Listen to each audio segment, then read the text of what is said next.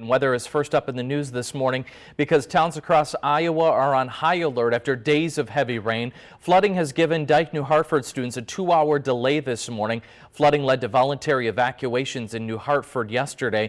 The fire department and volunteers worked for hours throughout the day to keep water out of town. Now there's a dirt road west of town that acts as a levee, so when the water breached that early in the morning, crews started pumping and sandbagging. They were mostly successful aside from some water creeping into the lawns and streets, but the problem now is there's more rain in the forecast. It's cause for concern. And the Red Cross set up a shelter for people in Shell Rock. They also handed out water and snacks to workers in New Hartford. And joining us this morning, we've got Mitch Nordmeyer, the Emergency Management Director for Butler County, on the phone with us. Mitch, thanks for being with us this morning.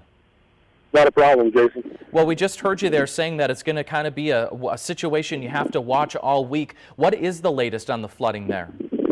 Well, I'm actually standing on Ridge Avenue 3 miles west of New Hartford, which was the cause of our problem yesterday, surveying the water levels. The water has receded just off the road. I mean, it's right up to the edge, but I'm basically looking at a 60-acre lake on one side of the road.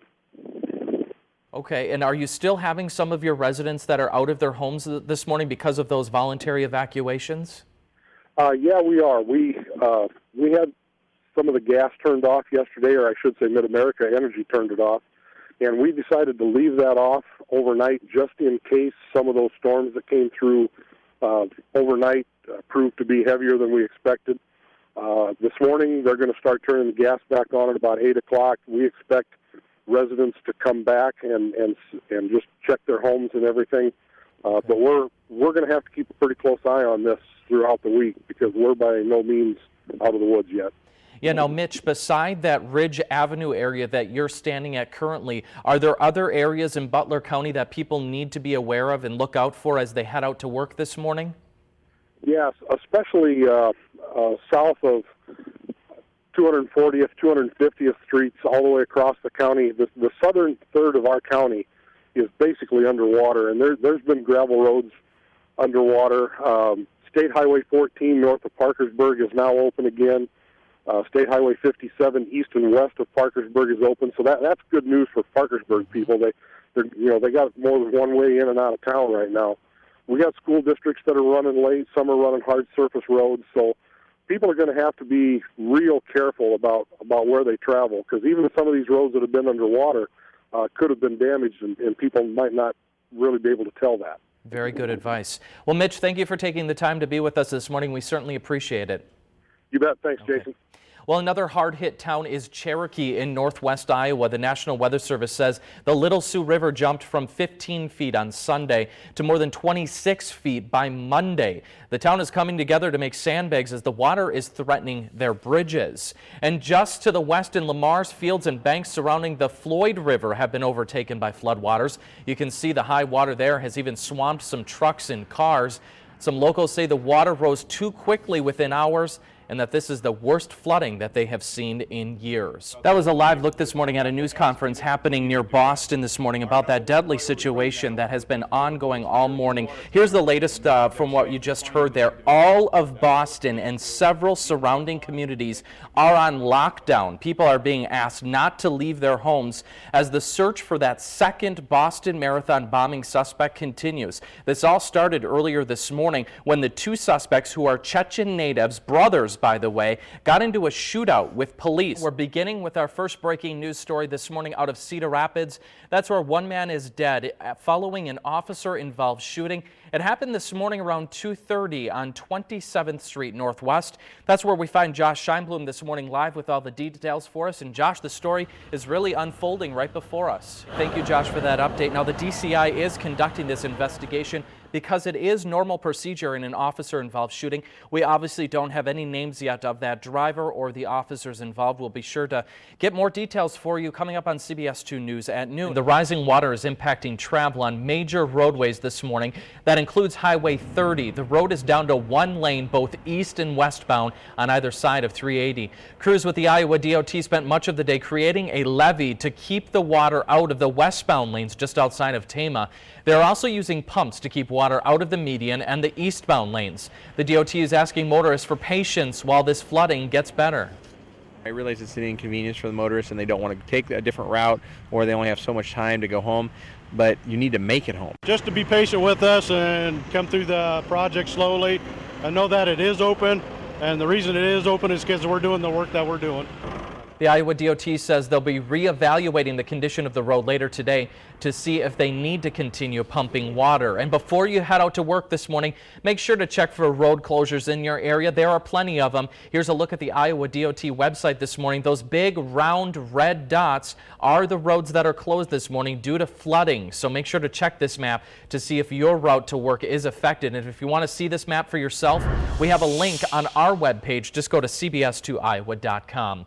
Meanwhile, crews in Johnson County are working hard this morning to keep their community safe from flooding. Josh Scheinblum is live in Iowa City to explain what's being done at the University of Iowa. Good morning, Josh. Thanks, Josh. Sandbags are available to anyone in Iowa City and rural Johnson County who is worried about flooding.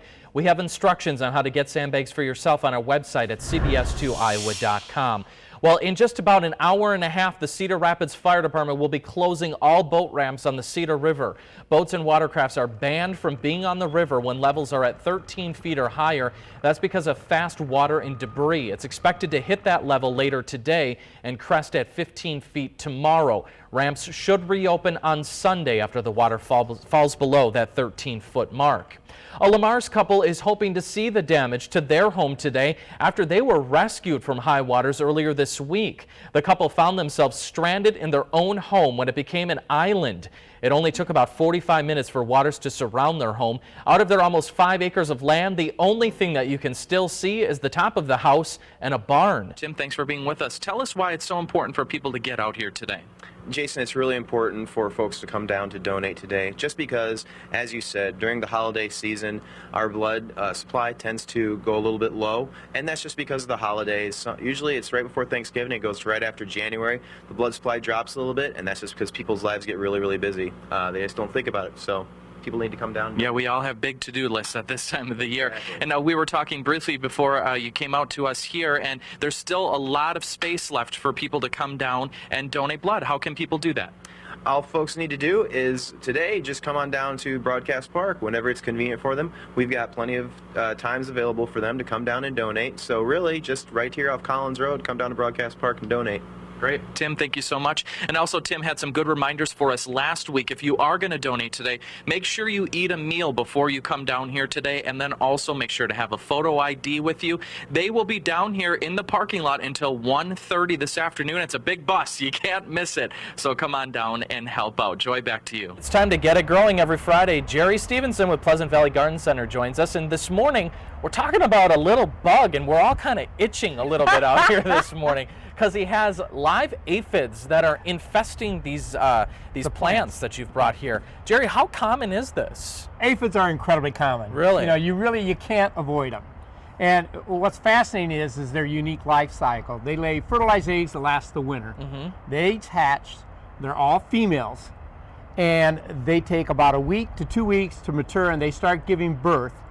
And it's called ovoviviparous. Wait a second, they're all females? They're all females, and when they give birth, the new ones are pregnant when they are born. Oh my gosh. Oh, and one aphid, it takes from 1 to 2 weeks to reach maturity, and they start giving birth. Lisbon leaders are making an announcement today about a new contest to bring business to their main street.